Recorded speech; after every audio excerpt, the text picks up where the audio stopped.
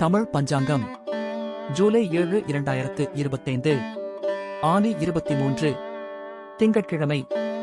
நட்சத்திரம் அதிகாலை 12:05 வரை விசாகம் பின்னர் அனுஷம் திதி துவாதசி நல்ல நேரம் காலை 9:15 முதல் 10:15 வரை மாலை 4:45 முதல் 5:45 வரை கௌரி நல்ல நேரம்